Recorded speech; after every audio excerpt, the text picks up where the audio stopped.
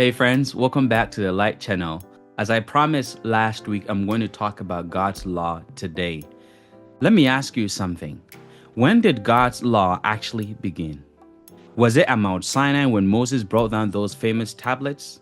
Let's find out from the Bible. The law of God appears to have been given officially at Sinai. Let's go back to the book of Genesis.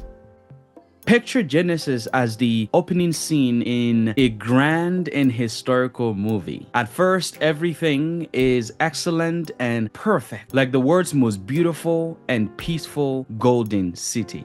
Then, plot twist. Sin and evil enter.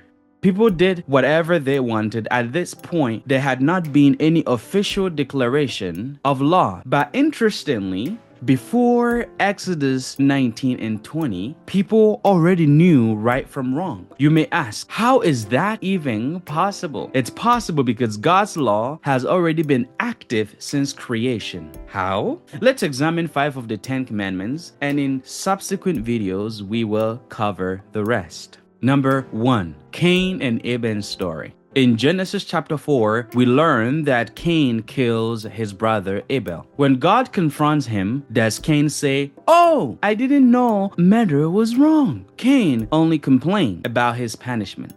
Verse 13 of chapter 4 of Genesis says, "And Cain said to the Lord, 'My punishment is greater than I can bear.'" He knew murder was wrong, and it comes with punishment even before Moses received the 10 Commandments.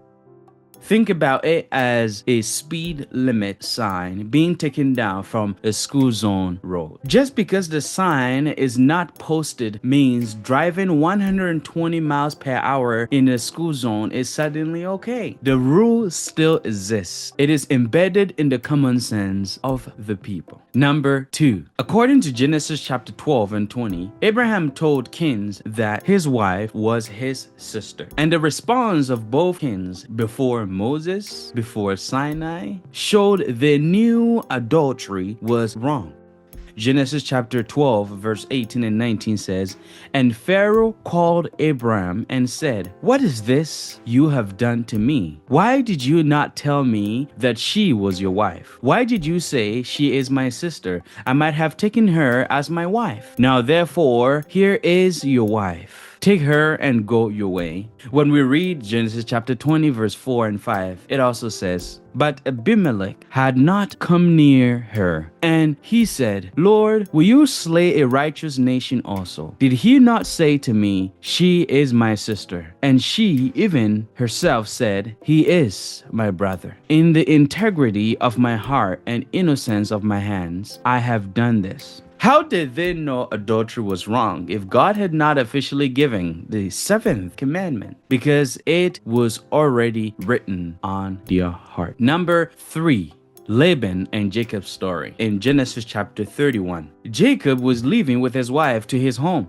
In verse 19 it says, "Now Laban had gone to shear his sheep, and Rachel had stolen the household idols that were her father's." Again, no Sinai, no tablets. But the 8th commandment of "you shall not steal" was broken by Rachel.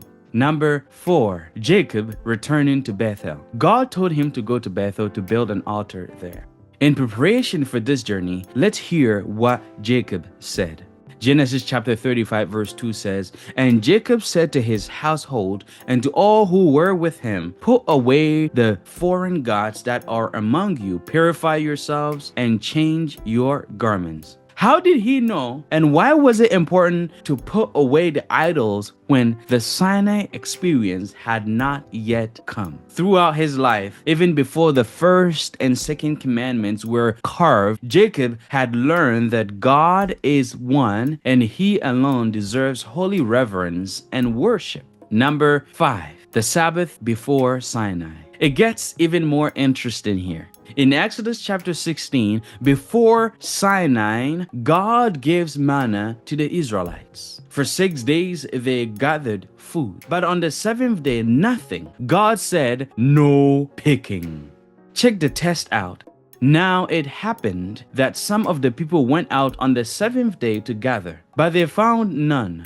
And the Lord said to Moses, "How long do you refuse to keep my commandments and my law? See, for the Lord has given you the Sabbath. Therefore, he gives you on the seventh day bread for 2 days. Let every man remain in his place. Let no man go out of his place on the seventh day." So the people rested on the seventh day. The fourth commandment had not been carved, but it was clearly in place and active. The people were supposed to keep the Sabbath even before Sinai. Consider children. You know how kids instinctively know stealing is wrong. Even if you have never sat them down with a rule book of commandment, it shows that the Creator programmed humanity's moral compass from the start. Some people today say we live under grace now. We don't need God's law. But here is the truth. If there is no law, there is no need for grace. Grace is what happens when the law is broken. Without a law being broken, there is nothing to forgive. Think of God's law like guardrails on a mountain road. They are not there to ruin your fun, but to keep you alive, free, and safe. And when you break through them, Jesus will be there, not to erase the guardrails, but to pull you back into the road and help you not to break through them again. So next time someone says the law began at Sinai and it does not matter anymore, remind them Genesis tells a different and a deeper story. Before Sinai, before the Red Sea, before Moses and the Pharaohs, before the two tablets, God's universal law existed written on humans' heart. Let's not just obey God's law out of duty. Instead, let's love and praise it. As Psalm 119 verse 165 promises, "Great peace have those who love your law, and nothing causes them to stumble."